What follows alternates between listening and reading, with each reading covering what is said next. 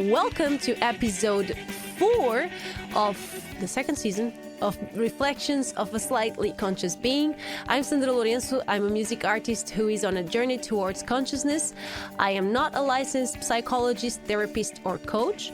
All information I share here comes from personal experience and doesn't mean to replace any kind of professional help.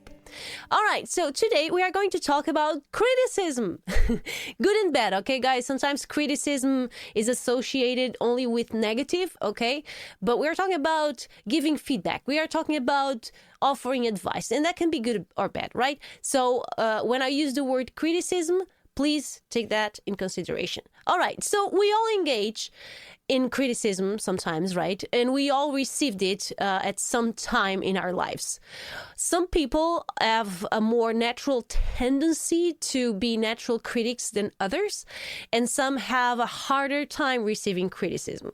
But criticism can be good or bad. It can also be constructive or simply destructive. It can also be productive or pointless, but we'll get there, okay? We will split today's theme in 2 parts, okay? On the first part, I'm going to talk about giving, when that is active criticism, okay? When we offer advice, when we criticize something. So when we are the active critics. This is when we assume the roles of the critic, that is when we criticize something or someone, okay?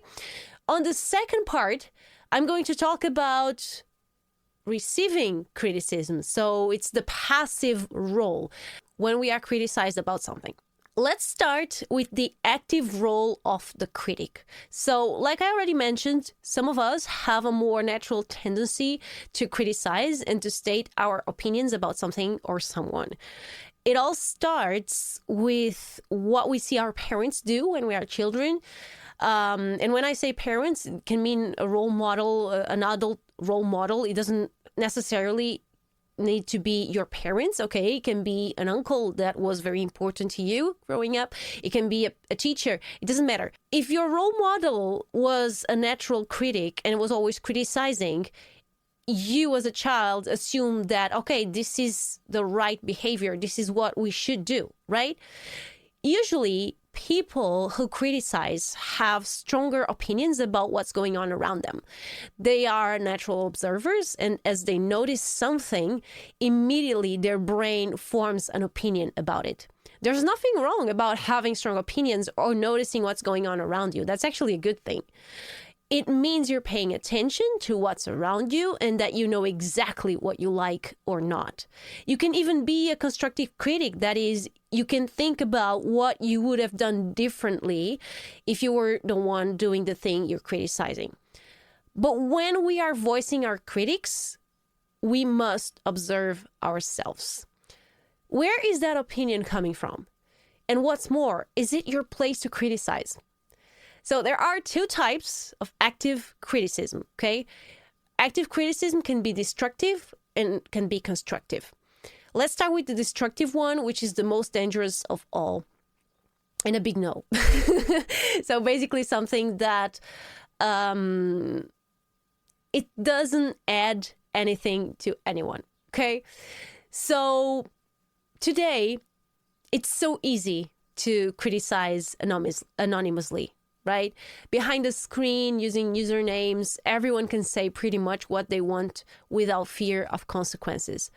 And as a result, many times we see the worst of people. We see the worst of criticism online.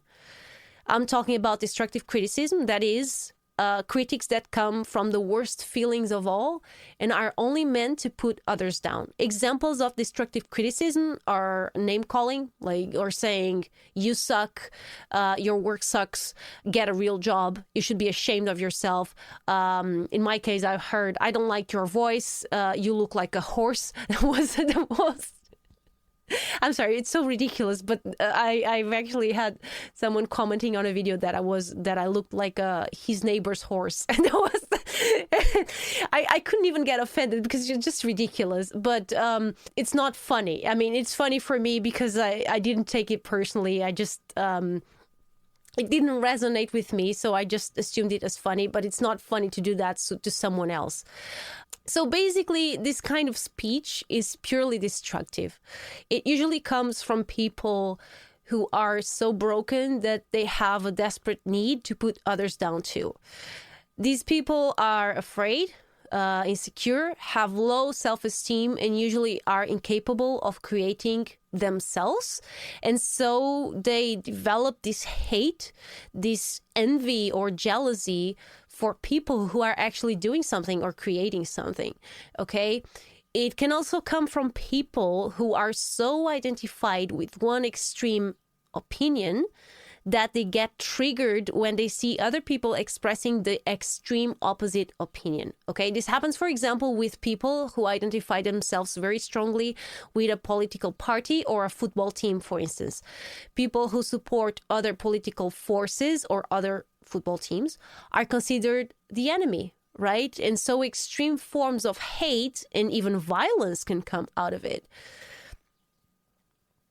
This kind of criticism is called destructive for one very simple reason.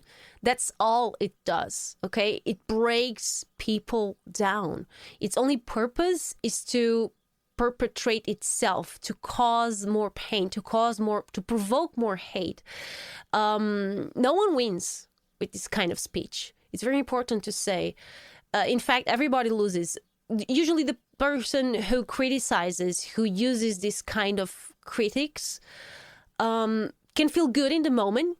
And this is because it is a form of venting your own emotions. When you do this, you're venting your own hate.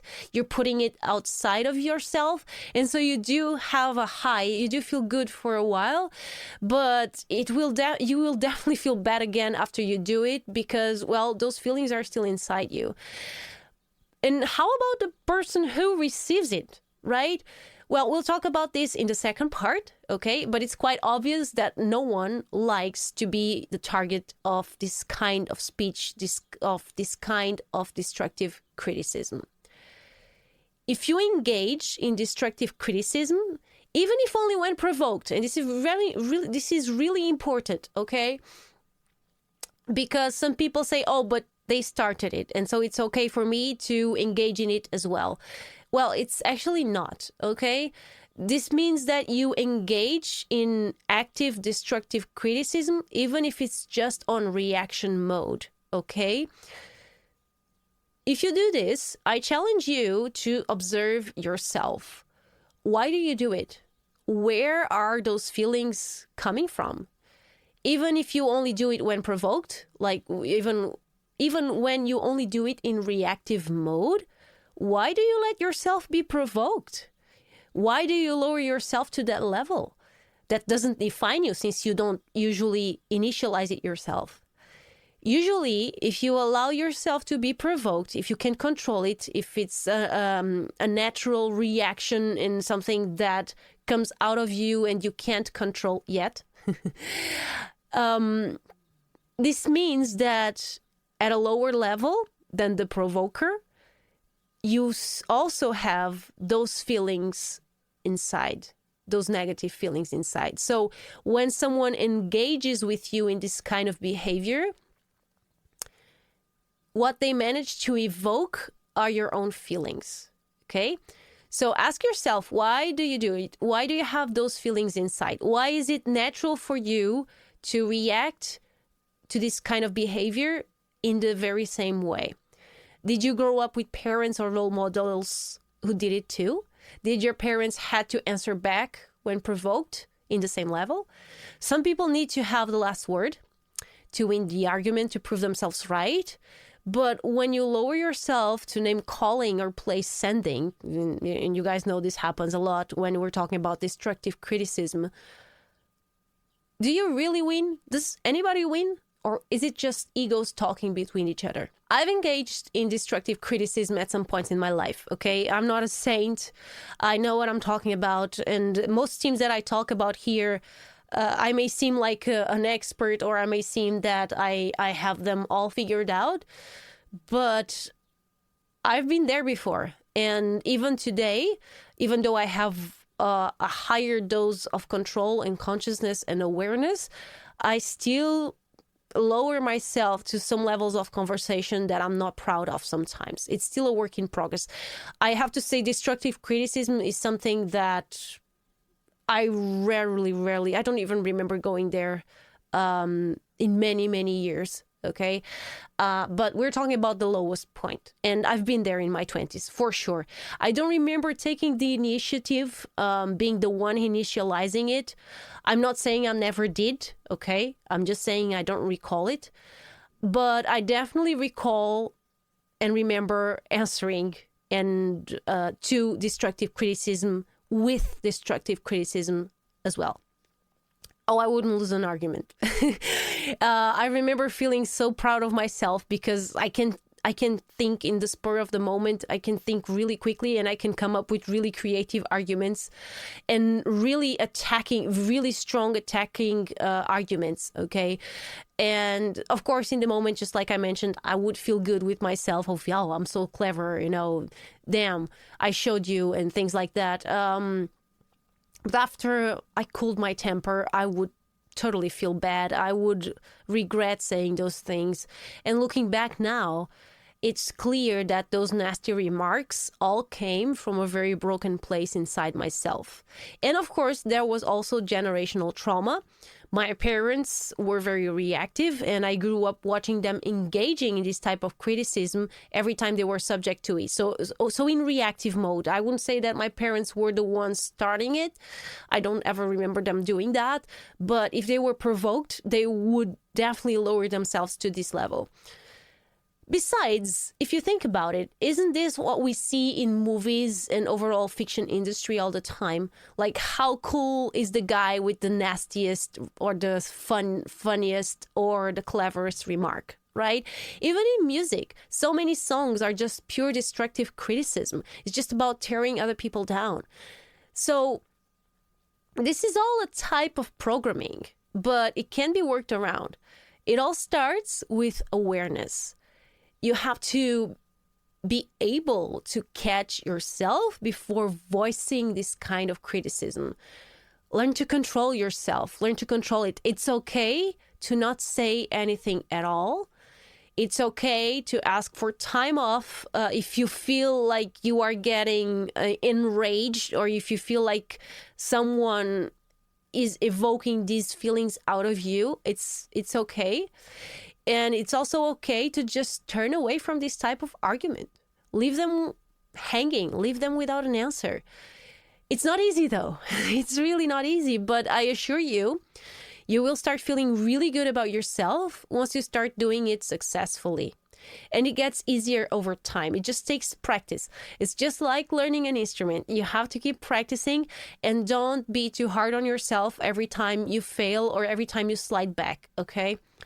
When someone says or has a different opinion from us on something, we can for sure state our own opinion and why we have this different opinion. There's nothing wrong in it. Sometimes there's no logic behind our opinions, right? It's just a matter of personal choice, like in football teams, for example. But I'm sure if you are a football fan, and I'm talking about football, but it can be any sport, really. But I'm sure if you are a sports fan, you have many reasons why you think your teams are better and why everyone should agree with you. Okay, I won't question you on that. But truth is, I'm sure we can find someone else who supports a different team that also has amazing arguments why that team is the best. So it's all a matter of personal preference, really, okay? And we just need to learn to respect other people's preferences and personal tastes, and to respect our own.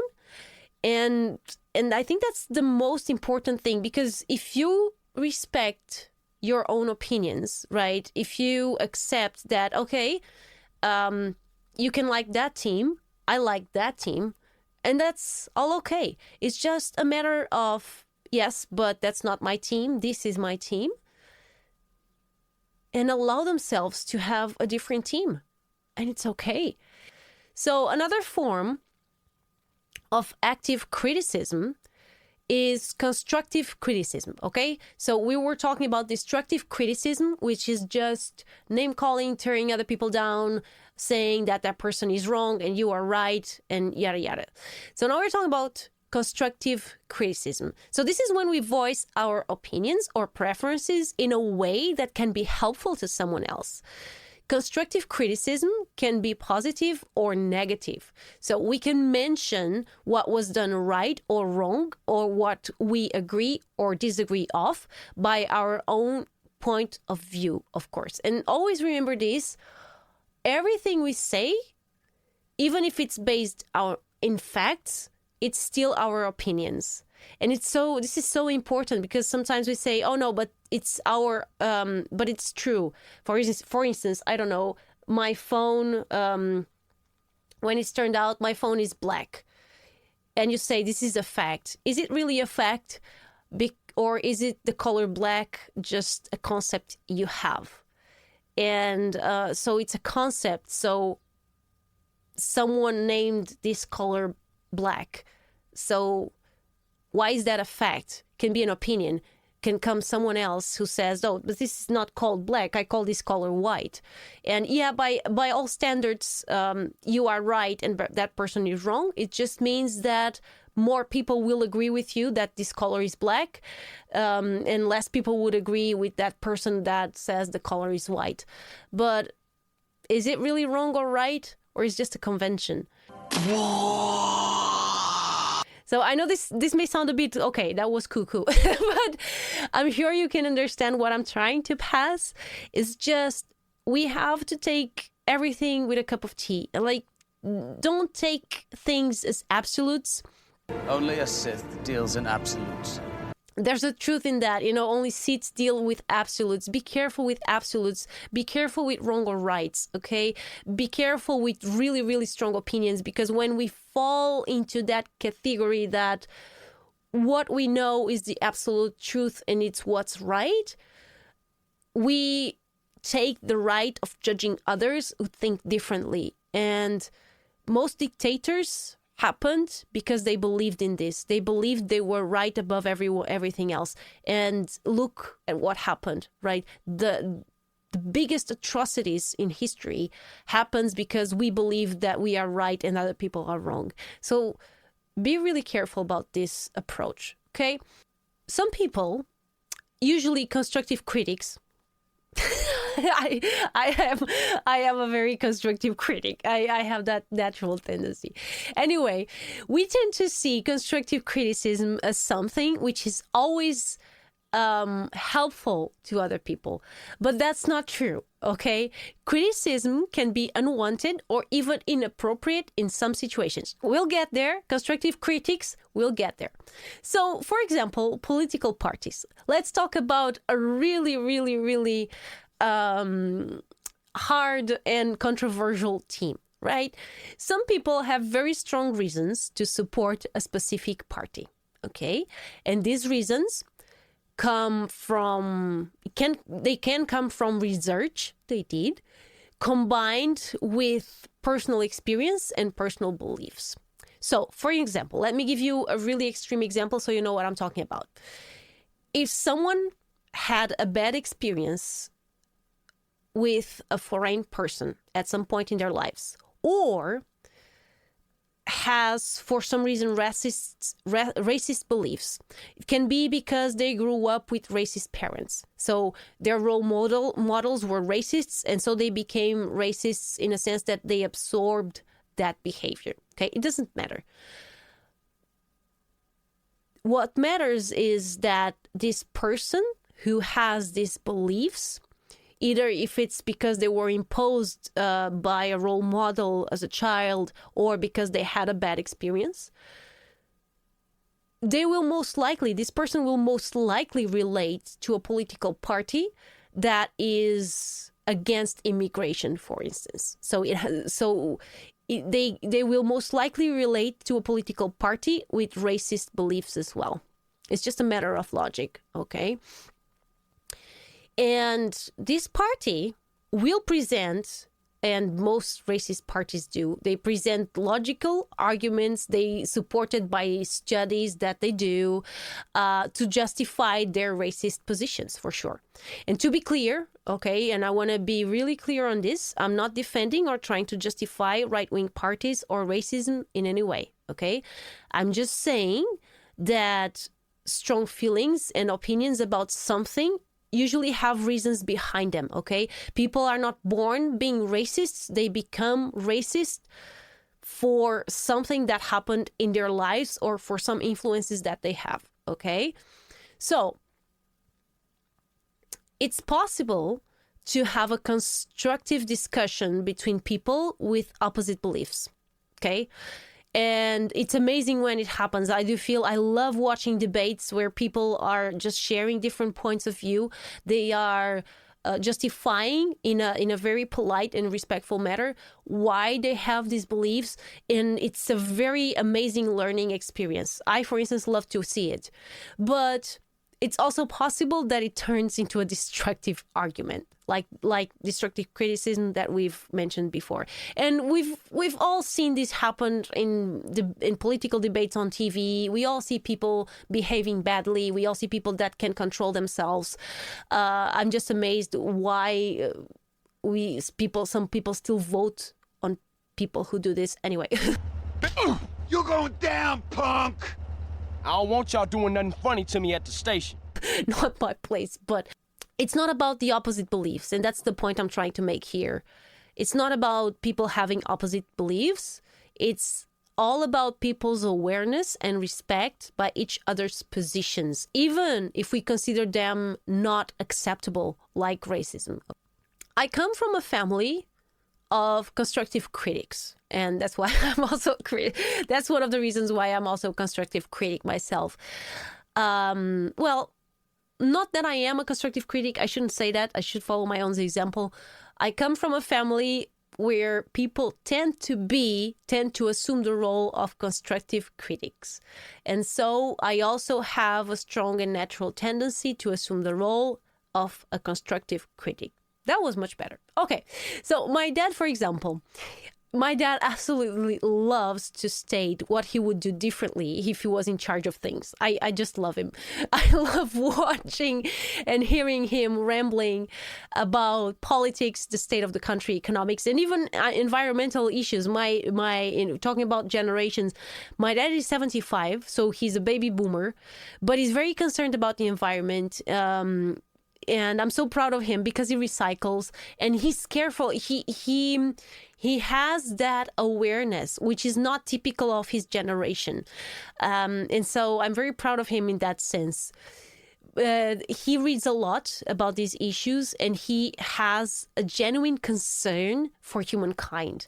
So much that he gets really mad sometimes watching the news and the TV. It's hilarious. It's not good for him. It's not good for him at all, but I have to I have to confess, he's hilarious to watch. Anyway, I don't agree with my dad's opinions about everything, okay?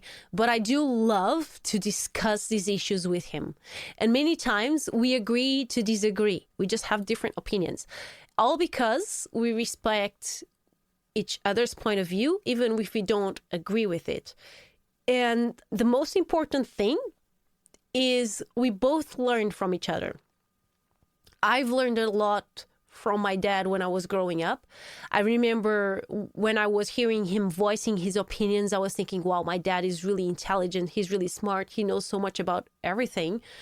I really want to be like that when I grow up. So he did bring that curiosity in me and me wanting to know more, me wanting to have that kind of knowledge so I can voice a more informed opinion.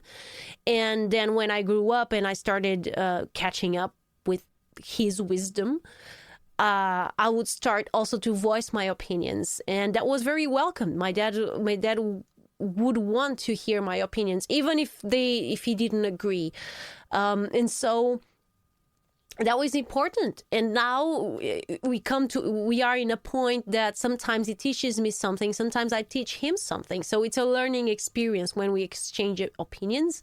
And that's the magic of constructive criticism, is that if we are able to maintain a constructive level, if we don't drop into the destructive kind of speech, people learn.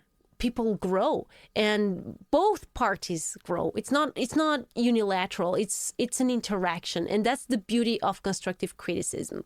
Constructive criticism, negative or positive, enables learning, enables us to access new and potential useful information. But it's not always productive or welcomed. So, and now we are entering the verge between productive criticism or pointless criticism, okay? So sometimes when we offer advice to someone, which is advice is another form of constructive criticism, sometimes we are actually not being helpful. And why is this? Because the person, it can be because of many reasons, okay? But most times it's because the person who we're trying to help, the person who we're trying to offering advice, is not ready for advice, is not open to receive advice, okay?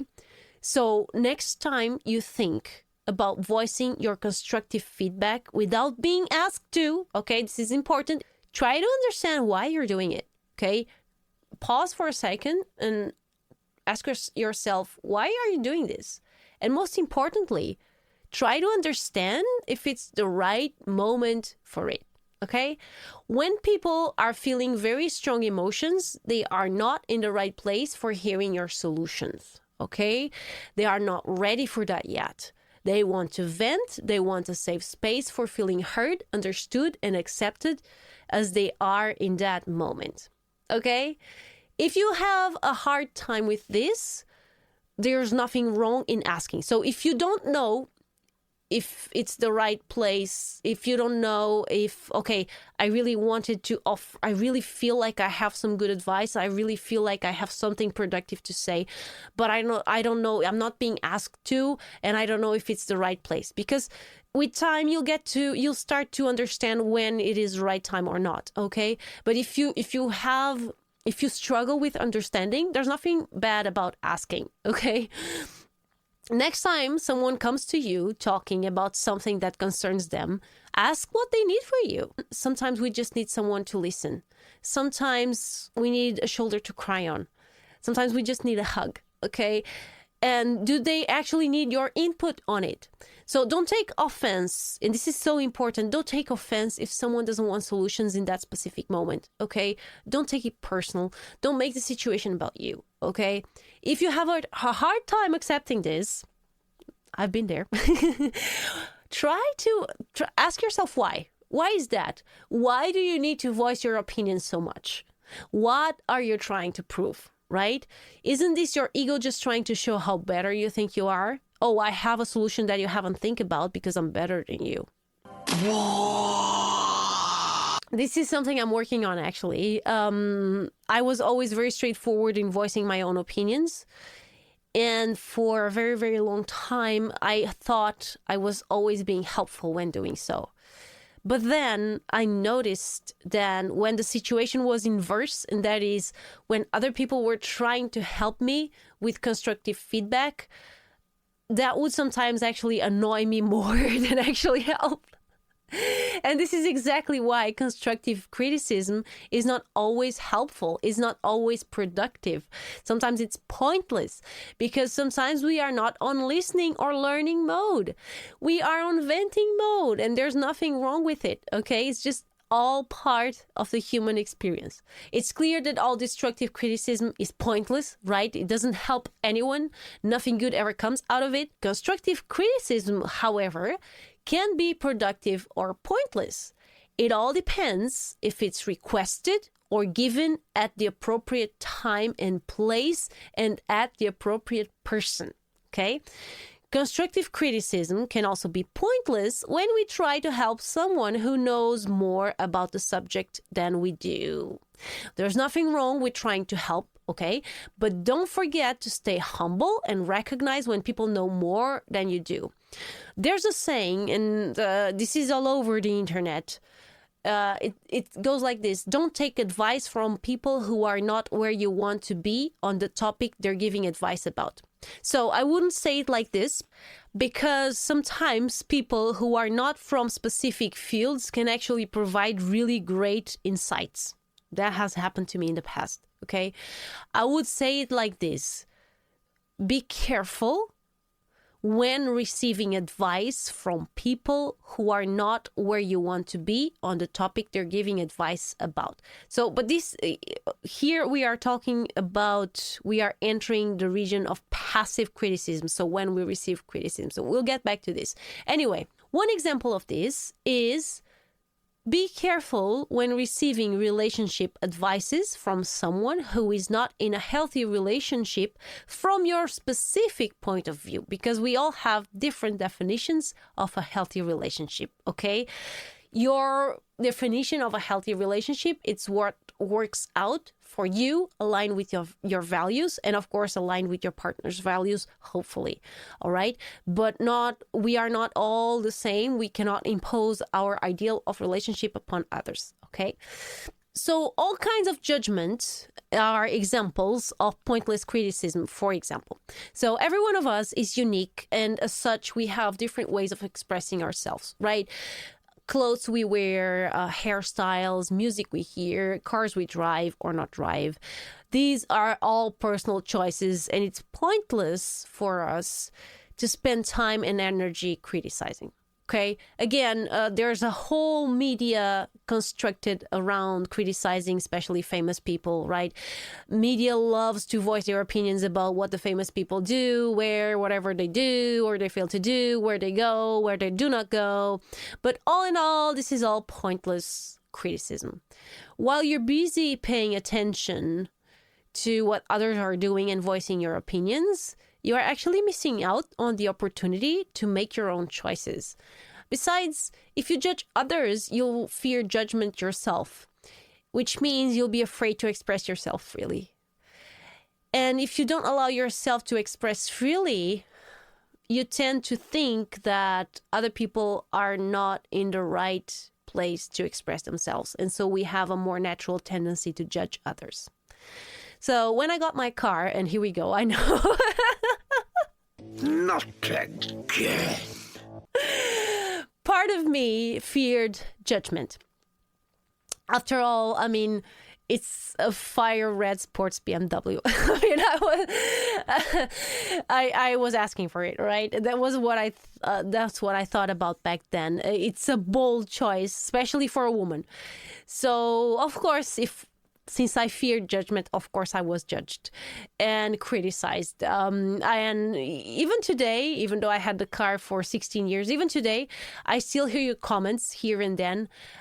Nothing like what I heard in the beginning, but it's just because right now I'm on a different wavelength. I'm on a different position. I mean, I embrace my choice. I know it was the right choice. I absolutely love it. I wouldn't change that car for anything. I love it.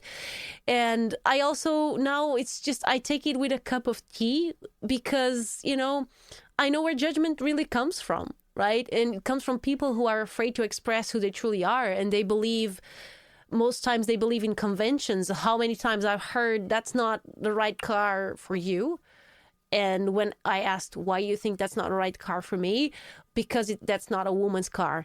Oh, because it's not practical. Oh, because it spends too much gas and all of that. All those beliefs. And lately I've been hearing, and this is actually interesting because I've never heard this when I lived in Coimbra. So it's kind of a regional belief now. Here in Setúbal, I've heard many times people saying, oh, that's a doctor's car, or that's high-profile car. So here, there's the belief that only people with high positions, like a doctor or a lawyer or something, only those kind of people are allowed to own higher brand cars like Mercedes or BMW or whatever.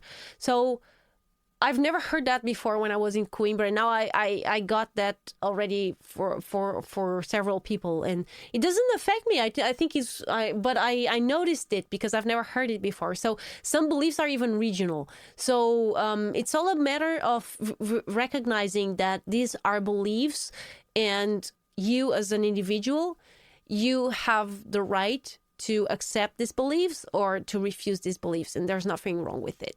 So this is all about active criticism, and we're out of time for today. Tune in next week. We'll talk about taking criticism. We'll talk about passive criticism. So this is when you are criticized. So we'll talk about how to handle with this type of critics, what to do, and all of that. All right, see you next week. Don't forget, comment this episode, put a like, share it, whatever makes sense to you. If you have suggestions for me, I'm at mail@sandralourenco.pt. See you next week.